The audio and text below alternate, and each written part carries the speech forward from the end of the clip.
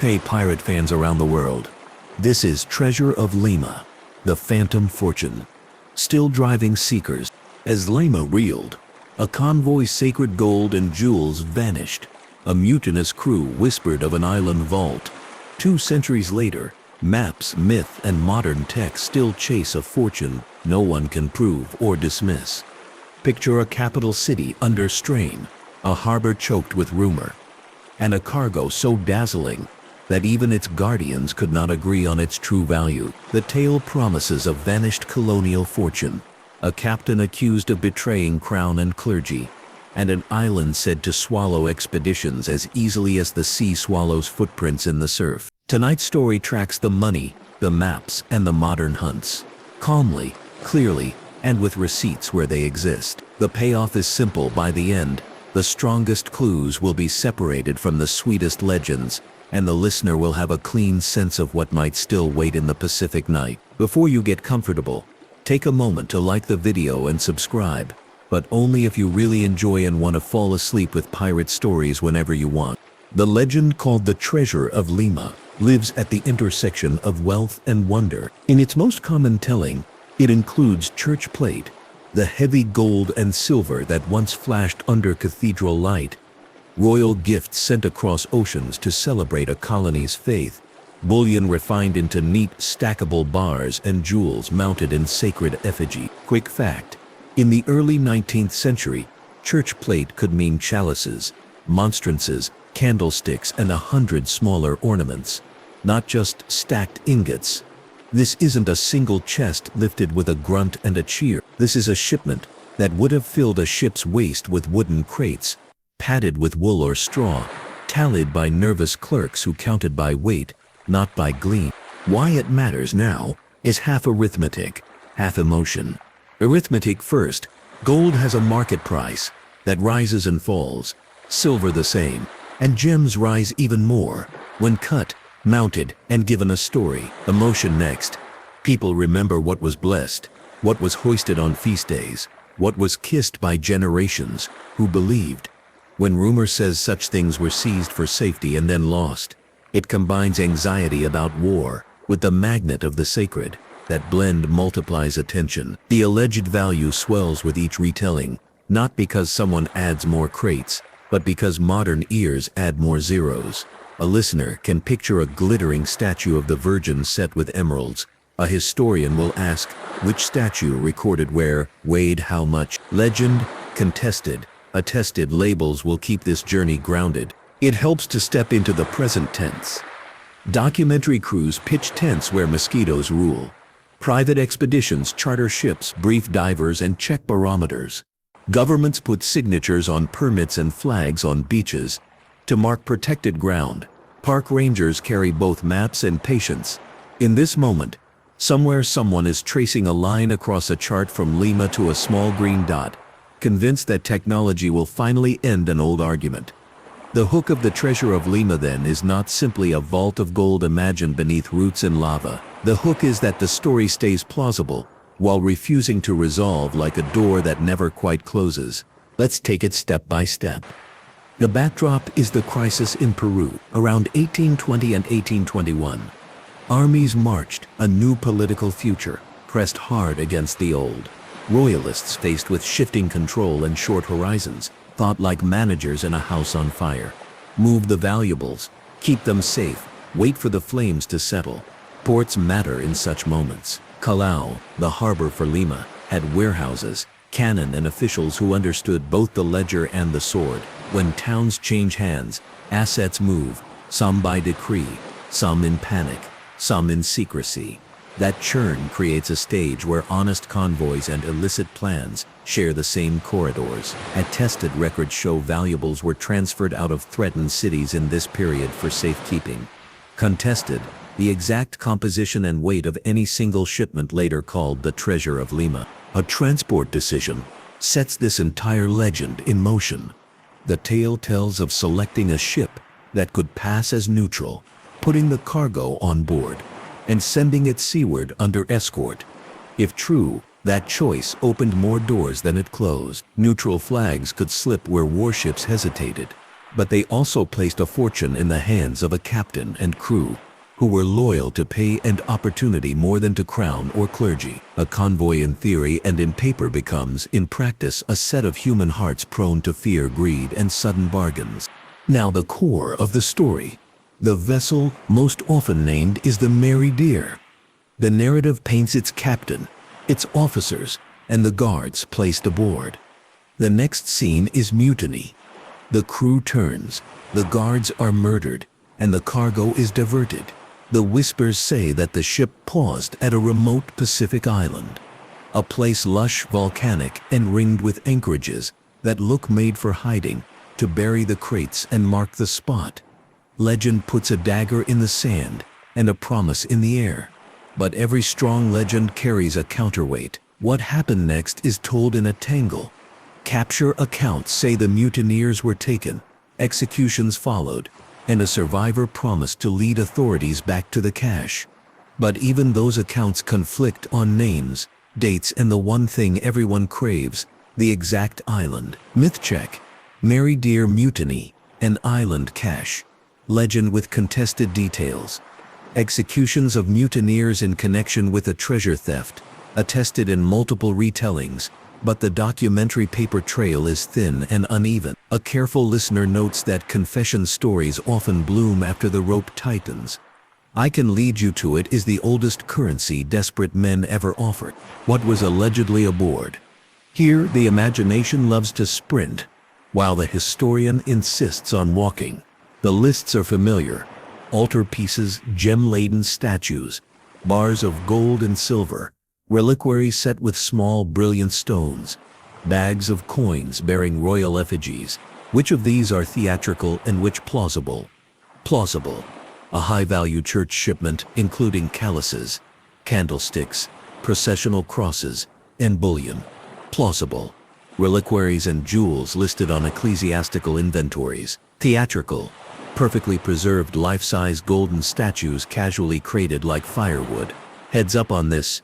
Churches in the era routinely maintain detailed inventories, but such records, even when they survive, may not travel neatly to the dock. Wartime transfers can separate lists from loads. Translating period lists into modern value ranges without hype means thinking in weight and provenance, not in headlines. Priceless is a word curators use when an object is sacred, unique, and culturally important. Its market value fades behind the fact that selling it would be sacrilege. If such items truly entered the stream of contraband, their fate would be uglier than any romantic tale. Gems pried loose, gold melted, inscriptions destroyed to erase identity. That's why the image of a buried cache appeals. It preserves identity and hope that the items might someday be returned as themselves. Roots and geography matter more than poetry. From Lima and Callao toward Panama, the sea lanes tick like a metronome along the coast, then arc out to catch currents and winds. A realistic captain, honest or crooked, thinks in days to water, days to coal. Well, in that era, days to fresh water and anchorages, swell direction, and patrol zones. Why would a thief steer not for a city, but for a remote island? Logic favors a short-term cache, a place where crew can land, dig, hide, and leave quickly, then return later when heat and attention have cooled. An uninhabited outcrop with dense cover and fresh streams, far from busy trade, makes an excellent hiding place, but a terrible vault if the plan requires years. Quick fact: on rain-lashed volcanic islands, soil slumps, rivers rewrite courses, and landslides do not care about human maps. A cache dug hurriedly in a dry month can be under a new creek by the next season. A map moment. The eye jumps from Lima northward along the spine of the Pacific, then outward toward oceanic parks, where rangers count nesting birds and divers chase hammerhead shadows. An island that looks like a quiet dot on paper is, on the ground, valleys of fern, ridges of mud, and ridgelines where a careless boot slides a yard with each step. Everyone asks about paper trails. Documents, dispatches, and claims exist, but they vary in quality like coins pulled from a beach. Some sharp, some eaten away. Shipping logs, church inventories, colonial correspondence, court records, and later retellings share shelf space in archives and private collections. Historians weigh inconsistent testimony the way a captain weighs cargo, carefully with an eye for water damage and clever forgery. Solid dates anchor the early 19th century crisis and the movement of wealth away from hot zones. Less solid are the specific ledger lines that attach a precise list to a single voyage that then vanishes into mutiny. Attested inventories of sacred objects moved for safeguarding as power shifted. Contested whether those objects were ever placed on the very ship named in the legend. Here a calm ear helps. When an account written decades after the events includes perfect dramatic dialogue and a neat promise to guide a new expedition, it belongs in the contested basket until paired with earlier independent sources. Early pursuits created the template for disappointment. As soon as rumors of a confession circulated, claimants appeared with maps, some drawn with obsessive cross-hatching, others with a few hastily sketched landmarks and an X that seemed to have landed there by fate. Small teams went ashore, followed streams, and dug where the mud looked disturbed to hopeful eyes. They came back with stories of old campfires, odd stones, and sometimes coins, single coins, scattered, the sort that any island with human visitors collects like pocket lint. Those early hunts failed for predictable reasons. They were led by stories rather than surveys. They trusted dying men's promises more than topography, and they underestimated how rain, roots, and gravity conspire to erase human intentions. Yet their letters and newspaper notes taught a pattern that repeats for 2 centuries. The first rush of optimism, the rumor that a guide knows the true spot, the trench opened with ceremony, and the quiet return to the boat as night falls and rain begins. Then came the long-haul searchers, the ones who simply moved in. An archetype took root, the resident treasure hunter, part historian, part hermit, who stayed for years among insects and storms.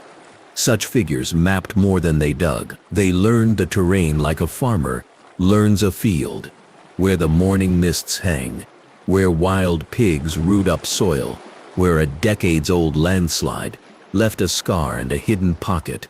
They found small things, coins, a buckle, a length of chain. Attested, resident searchers on likely islands did recover stray objects and build networks of paths and trenches. Contested, whether any of those finds directly tied to the specific treasure invoked by the legend. Living on site taught lessons that armchair maps never give. Rains that begin as a soft hiss can, within an hour, punch gullies into sand. Tree roots can embrace a buried crate until wood and root become one puzzle no shovel solves. A cache buried in haste could, without any drama, turn into a cavity that collapses, leaving no surface sign. Heads up on this, lost to nature is not a romantic escape clause. It is the default state of anything the jungle is allowed to touch. Entangled legends complicate matters, separate pirate tales. Other captains, other hordes, crash this party like rowdy guests who insist they were invited. An island famous for one rumor becomes a magnet for every other. Claims multiply. A different treasure from a different decade was buried just a valley away. A separate map shows a skull-shaped rock. Another diary mentions a king's ransom hidden on the same shore. Distillation helps some elements plausibly overlap. Busy routes, favored anchorages, shared watering spots. Others are late graphs, a colorful nickname dropped in by storytellers decades later to add spice. Myth check. When a single island plays host to 3 or 4 distinct buried fortunes, the law of averages and the law of human mischief both raise eyebrows. The clean approach labels overlapping claims as possible collisions of history, while marking most editions as legend graphs. Unless anchored by early sources, the 20th century gilded the hunt with personalities. Yachts, millionaires, and newspaper fever turned quiet expeditions into theater. Reporters loved photographs of men with shovels next to holes. Investors dressed in crisp whites smiled beside crates of dynamite, convinced that force would triumph over patience. Publicity shaped where shovels went toward the most photogenic coves and the most dramatic cliffs. Not always toward the best geological bets, the map industry blossomed. Forged charts stained with tea to look old. Embellished diaries with just enough detail to feel right. And a cottage market in clues sold to the hopeful. Attested forged and embellished maps entered circulation around famous treasure legends, contested whether any of the most cherished charts for this particular story trace back to genuine early witnesses. Quick fact: genuine early maps care more about soundings and anchorages than skulls and arrows. A map with perfect calligraphy and an X in the center is often a stage prop. Modern technology brought new confidence against old resistance. Sonar sweeps outline seabeds where anchors might have been cut or crates might have slipped. Magnetometers sniff for large metal masses hidden under silt. ROVs, remotely operated vehicles, descend along slopes too dangerous for divers. LiDAR peels foliage off terrain in digital models, revealing terraces, trenches, and ancient landslides. These tools can do wonders on smooth, predictable ground. On rain-lashed volcanic islands and steep seabeds, they can also produce glorious false positives. A cluster of stones on a scan becomes, in a human mind, a pile of bars. A magnetic anomaly turns out to be a volcanic dike or an old anchor chain far from any fabled cache. Case studies teach humility. One project uses LiDAR to reveal abandoned agricultural plots. Not treasure trenches, significant archaeology, but not a vault of gold. Another follows a strong magnetometer hit to a buried iron formation that pretended to be a chest. The lesson is not to scorn the tools, but to remember that tech amplifies both skill and bias. It will show what a seeker is ready to see unless controlled by careful method and a willingness to be bored by rocks. The law waits behind every trailhead. Permits and protected parks govern where and how anyone can dig. National park protections and UNESCO heritage principles exist to prevent cultural harm, which a treasure hunt, however romantic, can easily inflict. Digging without permits ends hunts before they start, sometimes with fines, sometimes with a simple escort back to a dock. Modern agreements attempt to split potential fines between states, investors, and claimants, but the pie chart never pleases everyone. Imagine a sacred chalice recovered from beneath roots. Church authorities may argue it must return to the altar, or a museum. The state may assert national patrimony. Investors will cite risk and cost. Heads up on this: in many jurisdictions, artifacts of high cultural value cannot be sold privately at all. In practice, anyone serious about recovery enters a long hallway of paperwork before taking a single spade to soil. That is not bureaucracy for its own sake. It is a guardrail against the loss of context, which is the first casualty of unregulated digging. Competing theories of location divide the conversation like tides around a reef. The island vault theory holds that the mutineers made landfall on a remote, uninhabited island to stash the cargo, counting on secrecy and distance to protect it. The mainland theory suggests that inland stashes, monasteries, haciendas, or caves above floodlines offered better concealment with better chances of quiet retrieval. Evaluating the options demands a cool look at travel times, crew size, cargo weight, and the concealment window. A stack of bullion is heavy, but movable with enough backs and hours. Sacred objects are bulky and delicate. Crates must be lifted and handled with care.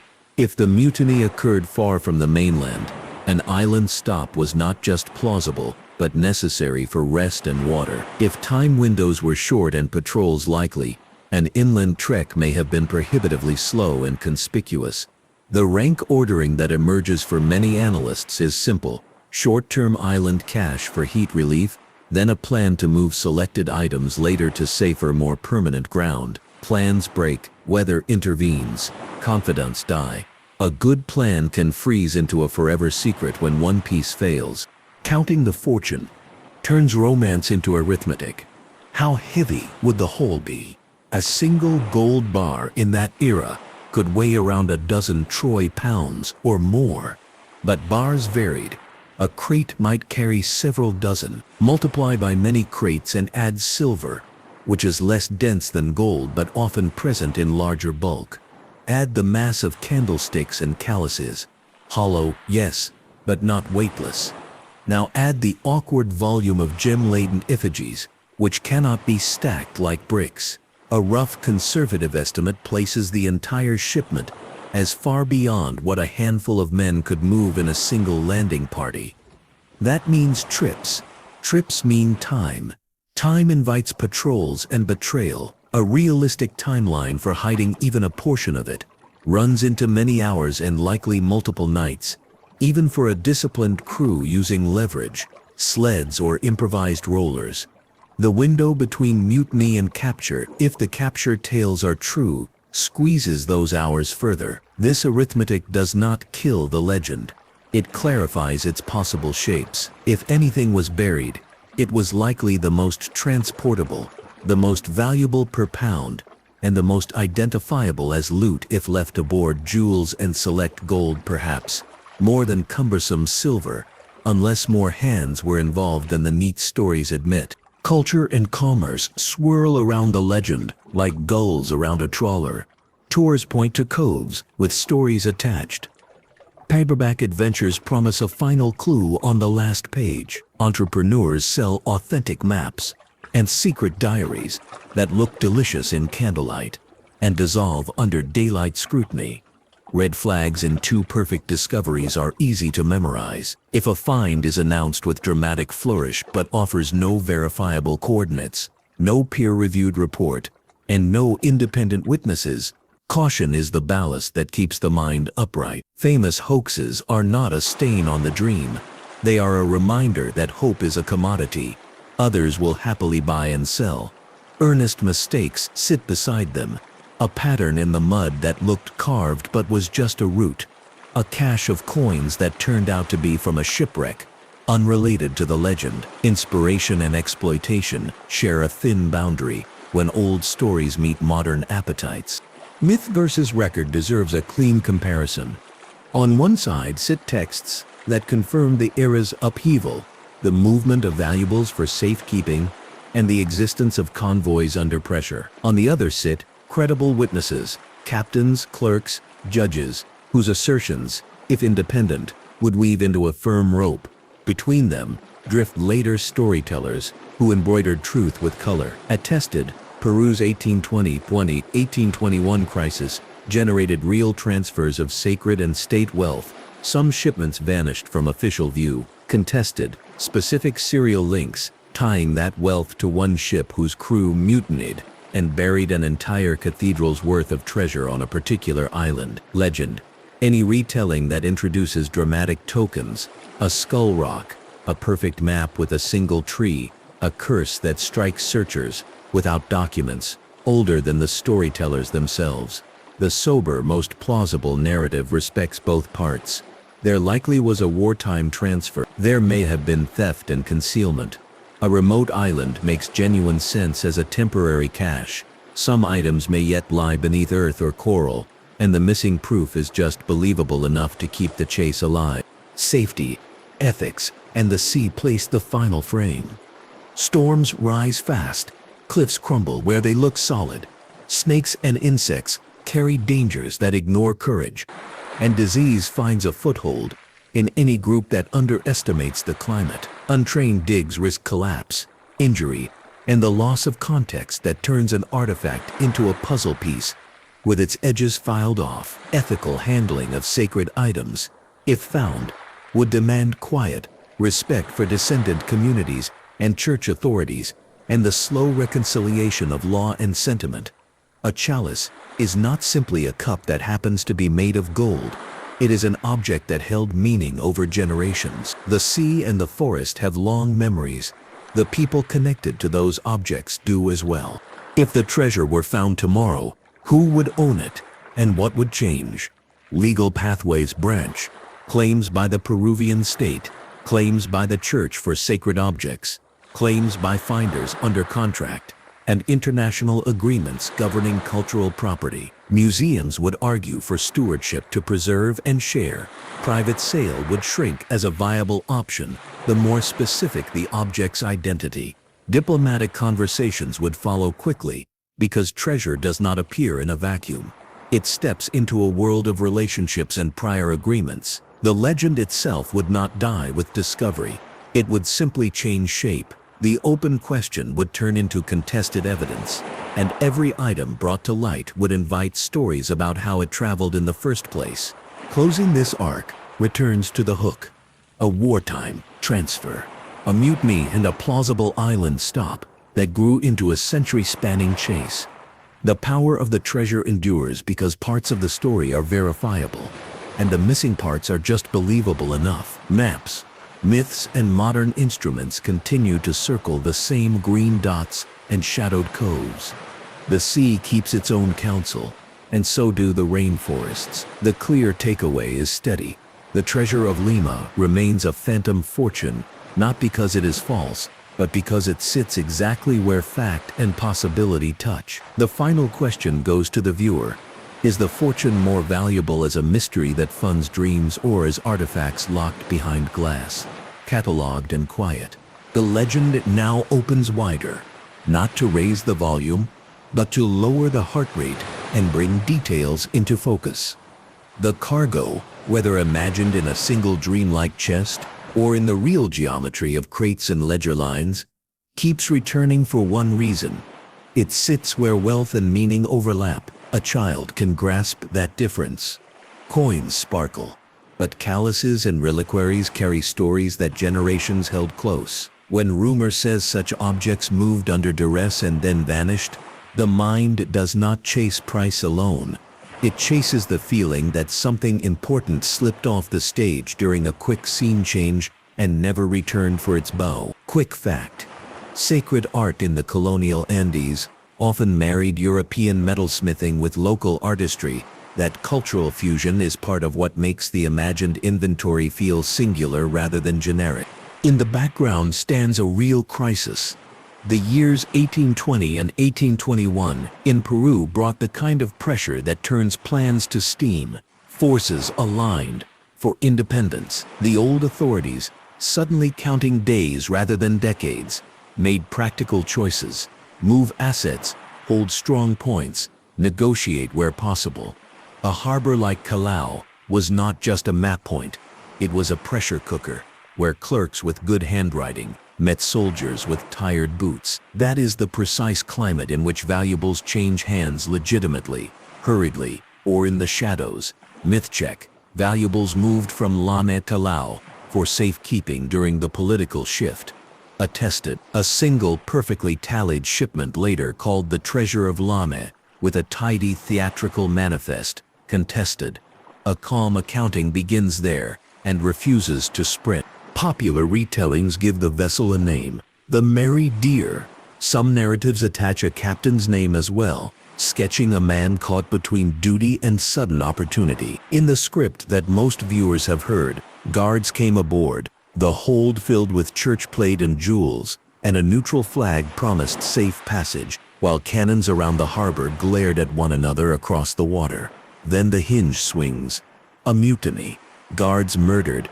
Officers overpowered. The ship veers away from its stated path. A whispered island enters the frame, a place out of regular lanes where fresh water runs, and thick greenery hides footpaths by afternoon if men cut them in the morning. The cargo is said to be buried, the spot marked in ways that later readers love: skull-shaped boulders, a tree that leans like a pointing finger, a creek with a bend like a question mark. The return to sea ends badly in most versions: capture, trials, executions, and the last tool of a doomed crewman: information. Spare me, and I will guide you to it. That promise, whether spoken or invented by later pens, is the voice that still echoes over 2 centuries.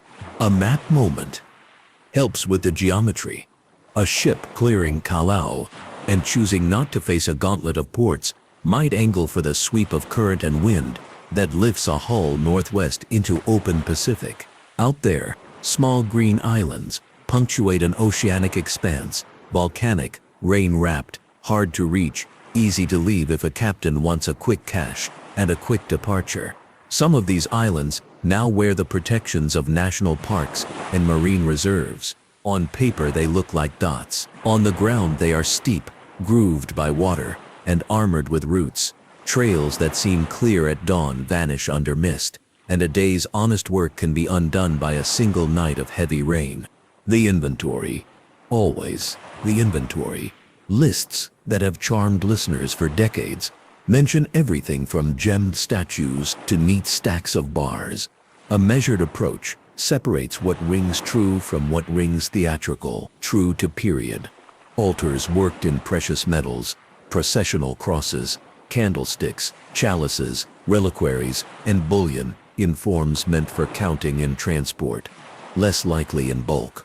Life-size solid figures made of gold. A single large reliquary can be tricky enough to move without scandal.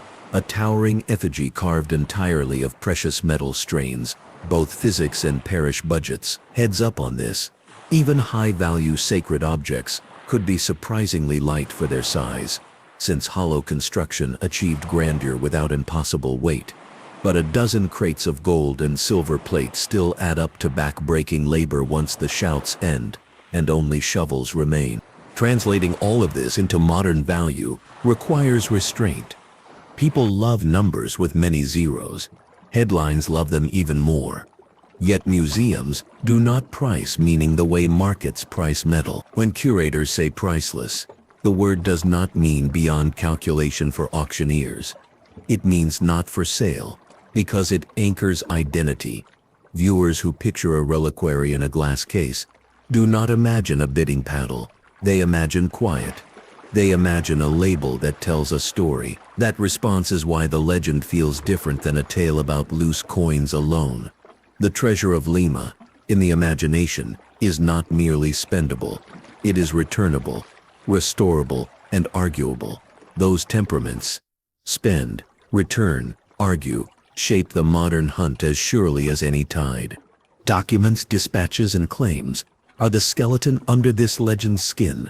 Clergy kept inventories, colonial administrators kept correspondence, courts recorded proceedings, captains kept logs, with the patience of men who knew that a forgotten line could become a ruinous misunderstanding. Over time, collectors gathered copies, families saved letters, and archives breathed the cool, steady air over paper that might otherwise have turned to dust. The trouble is not the absolute absence of paper.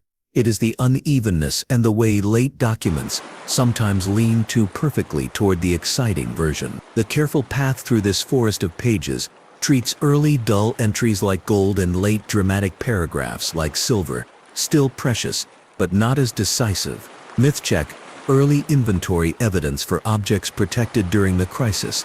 Attest, a continuous paper chain from a specific cathedral shelf to a specific ship's deck, and then to a specific jungle hollow. Contested. Searchers arrived in waves. The earliest had nothing but rumors and the human urge to test them. They hired small vessels, eyed the weather, and came ashore with shovels and hope. Some returned with nothing but stories of beautiful waterfalls and stubborn ground. Others swore heavily weathered coins turned up in the roots of trees. A pattern formed. Hope, spade, trench, rain, silence. A newer kind of seeker eventually appeared. The resident. This figure did not come for a season but for years. He lived where he searched. He learned that mornings mattered for climbing, because afternoons belonged to storms.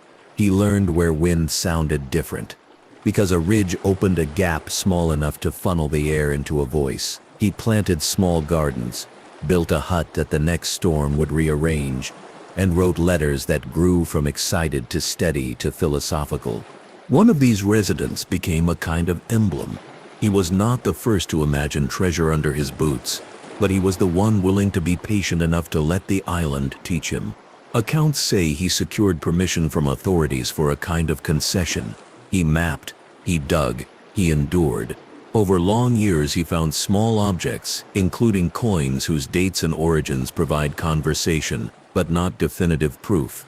Attested, a resident searcher on a famous rain-wrapped island recovered scattered coins over a long period. Contested, whether those coins point to the specific shipment that tradition calls the treasure of Lima. The humble objects, though, matter for another reason. They prove human presence. They prove campfires, small repairs, and ordinary loss. the kind that sends a coin through a hole in a pocket to wait in the leaf litter for the next century. Entangled legends arrived on the same winds as the first map sellers. Other captains, other decades, other dramatic hideaways grew vines into this lattice. The island, most often named for the Lima treasure, already attracted stories about pirates, with names that sound invented but belong to a historical soup of aliases and exaggerated reputations. The overlap makes sense. The same geography that tempts a mutinous crew to make a quick cash tempts a hard-pressed raider to do the same. Yet a good mental habit saves confusion here. Separate the claims by their earliest appearance in writing, by their geography, and by the nature of their cargo. Some likely share coves, but not dates. Some likely share dates but not islands. Distill them and the picture clarifies. A viewer can enjoy a knot of legends without tugging the ends together unnecessarily. The 20th century lifted the hunt into modern celebrity. Newspapers, radio, and then the glow of television loved the combination of remote beauty and the possibility of wealth. Wealthy hobbyists outfitted yachts. Expedition leaders posed with crates of equipment. Crews stared into cameras beside tunnels that needed to be shored before the next rain carried them away. The map industry matured too. Flea markets, waterfront shops, and private dealers offered charts browned at the edges, smeared with the sort of appealing grime that often seems too artful to be real. Quick fact: authentic working charts of the era obsess over depth soundings and coastal hazards. They do not pause for decorative skulls or cartoon arrows. The difference is obvious to a trained eye and useful even to a casual viewer. When a chart wants to be a movie poster, skepticism becomes an anchor. Technology entered like a new crewmate, strong, disciplined, and still learning the boat. Sonar swept shelves and steep slopes. Magnetometers murmured over concealed metal.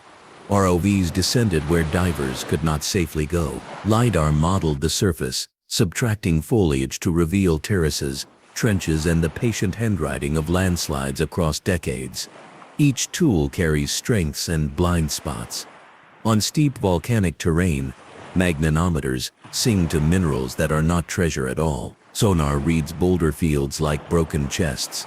LiDAR reveals a grid of low walls built not by mutineers but by gardeners who tried their luck against poor soil.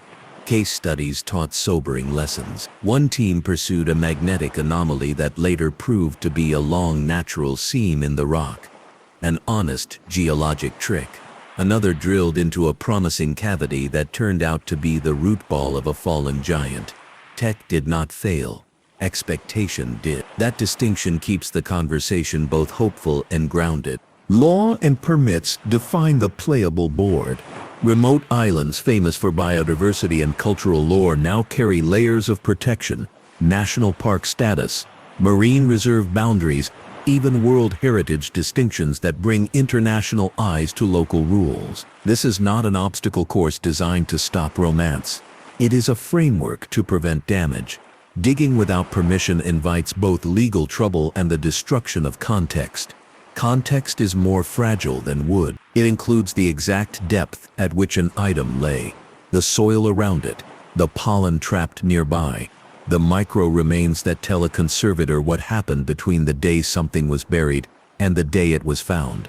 Properly recovered, an object keeps its story. Improperly seized, it becomes mute metal. Serious seekers know this, and in many cases, become amateur stewards of a place they once approached only as a rumor with coordinates. Competing theories still split the coffeehouse debates. The island vault view remains strong because it fits the logic of heat. A crew that just made itself notorious cannot parade crates through a mainland port without attracting eyes. A short sail to a quiet shore buys time. The mainland cache view stands too because it offers long-term safety. Caves above floodlines, monasteries with cellars inside thick walls, haciendas loyal to a cause that might change its uniform tomorrow. Both theories wrestle with weight and time. Imagine a crate of silver plate. Even if men can lift it, they must also carry it across mud, upslope, over roots, and into concealment, deep enough to escape the first sweep of a suspicious patrol. Imagine an effigy covered in gems. It cannot be jostled like a bag of beans. It demands form-fitting effort at exactly the moment when the crew most wishes to hurry. The likely compromise scenario has always been simple. Bury the most compact, most valuable, and most damning items first. Mark the place. Leave. Survive. Plan to return with more hands when danger ebbs.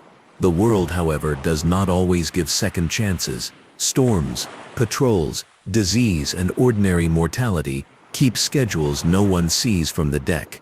Counting the fortune means counting backs, hours, and distances. Not only coins. A small team can dig fast in soft ground, slower in root-woven soil, and not at all in stone without tools that make a noise no cautious mutineer wants to make. A safe pit needs depth, drainage, and a lid strong enough to resist animals and weather, which means wood or stone, and therefore more weight to move on the worst night.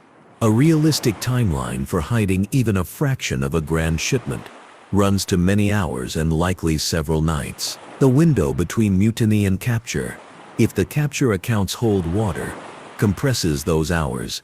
That compression both prunes the legend to believable size and sharpens its tension. The story does not need a buried cathedral.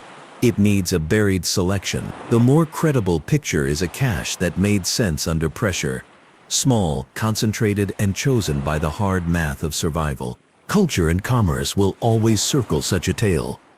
There is no shame in tours that point toward a cove, while guides tell the story with pride in place. There is no harm in paperbacks that let readers drift to sleep with sea spray in the imagination. The problem arrives when the promise of the perfect clue becomes a product rather than a possibility. Red flags are easy to remember. A discovery announced with theatrical flair, but without coordinates, without documentation, and without independent verification, asks for trust without payment. A map with immaculate calligraphy and an X that happens to sit at the center like a sun on a child's drawing, asks the mind to switch off the part that does geometry. A diary that reads like a screenplay rather than like a weathered notebook deserves admiration for its style and a careful pause before anyone buys a plane ticket. A clean comparison helps the mind breathe. On the attested shelf sit the crisis in Peru, the movement of valuables through Lima and Callao for protection, the use of neutral vessels to avoid obvious conflict, and the stubborn long-term interest in a particular rain-swept island because it fits practical criteria for a quick cash. On the contested shelf sit the exact contents and weight of a single shipment, the precise names and roles of mutineers, the full authenticity of maps that emerged decades after the alleged burial, and the argument that a single team had the time and manpower to hide the whole of what newspaper imagination later inflated. On the legend shelf sit skull rocks, curses, and lines of poetic dialogue that appear for the first time in books designed to delight rather than to document. The shelves do not fight each other. They support a single room. In that room, a viewer can stand and feel both the solidity of history and the warmth of possibilities. Safety and ethics form the hand that steadies the shoulder before anyone takes a step off a dock. Islands that look gentle from a distance break ankles up close.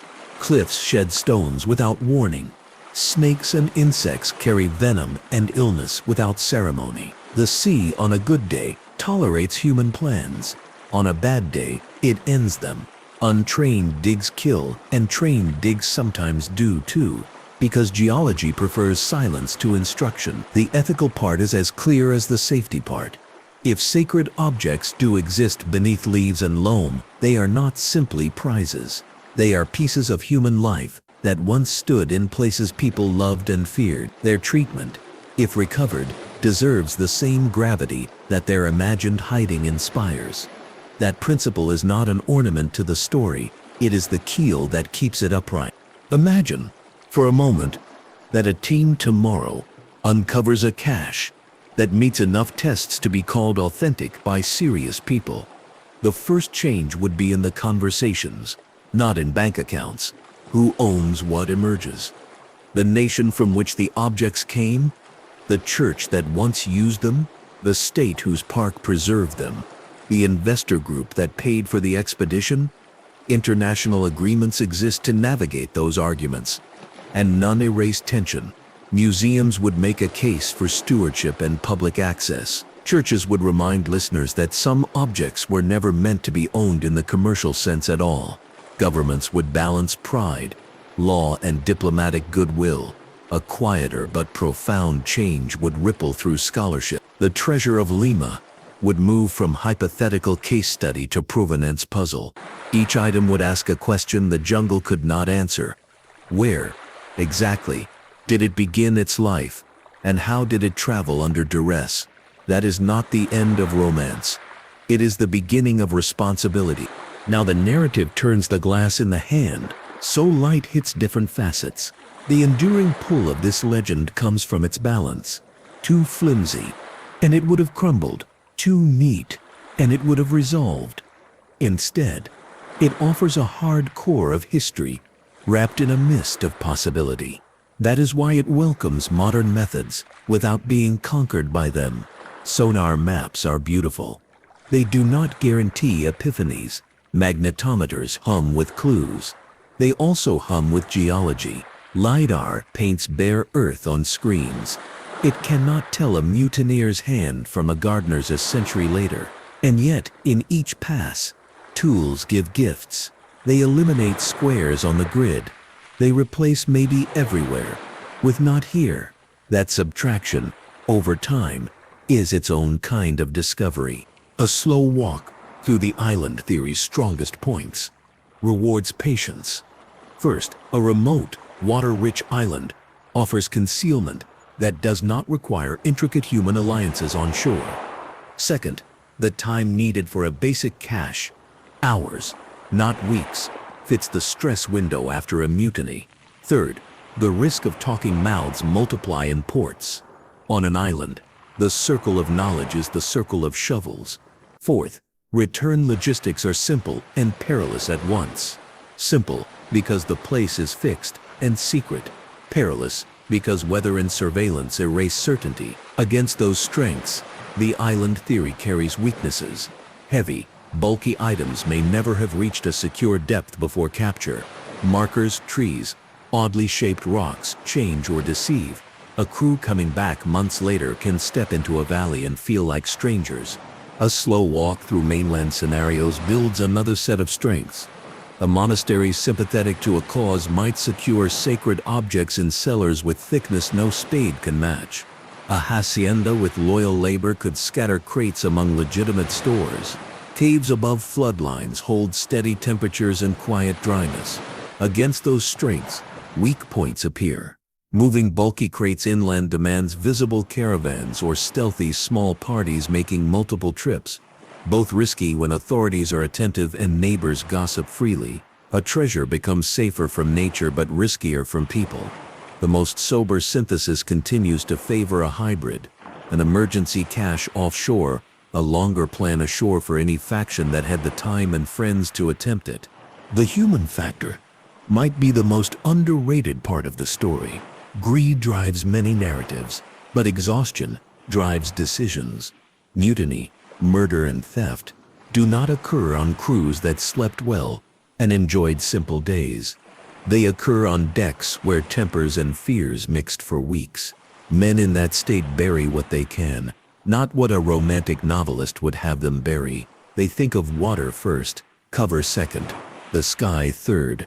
A viewer picturing a crew pausing to arrange a chest perfectly under a tree for an artist's eye can relax that image. The likely scene is hurried, dirty, full of arguments about where the line from the creek to the rock was supposed to intersect the memory of a certain route. Those human slips may be exactly why no one has stood on a spot and said, without debate, here. Maps belong in this calm analysis, but they need to be seen as artifacts of belief, as much as evidence of fact. A genuine working chart from the right era, with annotations that make a navigator's sense, is interesting long before any X is considered. A sheet of paper made to please treasure hunters first and to guide ships second is a souvenir, not a witness. Many of the most thrilling treasure maps would be useless on a rainy night. With a tired crew, the most useful would look boring to a collector. Angles from a headland, Notes about a tree that no longer stands. Details about a creek bend that a landslide has since straightened. That is not a flaw in the island. It is a lesson about time. The jungle edits maps with a quiet style that resists nostalgia. The climate writes the legend's punctuation. On some oceanic islands, rain falls not as weather, but as personality. It begins soft and honest, turns insistent after lunch, and occasionally throws a performance that rearranges soil and memory overnight. Trails become rivulets. Rivulets become temporary streams, and the ground under a boot goes from trustworthy to sly in a dozen steps. A cache, placed above what looked like the high water line in a dry month, might sit under a new seasonal stream. The next year, that water steals not only soil, but scent. It erases the chemistry that dogs and humans sometimes use to track disturbance. Viewers who imagine an untouched landscape forget that untouched is the wrong word. The landscape is touched constantly by rain, gravity, and roots. It is human memory that is fragile. When the narrative returns to value, it chooses a less glamorous vocabulary on purpose. Value is not only the sum of metal, it is the sum of time that would be spent to retrieve, conserve, and interpret the objects in a way that honors their origin. A bar of gold might go from ground to display in a year. A gilded reliquary, pried apart and reassembled by an impatient hand, might sit in a conservation lab for a decade before a curator would dare to present it to the public. The cost of that labor is part of the arithmetic. Museums do that math slowly. Investors sometimes do it quickly. Governments do it with other columns on the sheet. Tourism, national pride, international obligations that change the sign on numbers from plus to minus, or back again, depending on the meeting. All of those spreadsheets, visible or invisible, are why the prospect of discovery now feels as complex as it does exciting. Throughout, the tone of this exploration stays steady because panic and certainty both mislead. Panic rushes that collapses trenches and friendships. Certainty leaps from a coincidence to a conclusion because it is tired of ambiguity. A steady tone gives the mind room to ask better questions. What would a crew in that exact weather choose to move first? What would a captain with a wounded conscience prefer to destroy rather than risk losing in a trial? Which objects would attract attention instantly in a port? Which would pass as dull cargo if disguised? Slow questions often outperform fast shovels.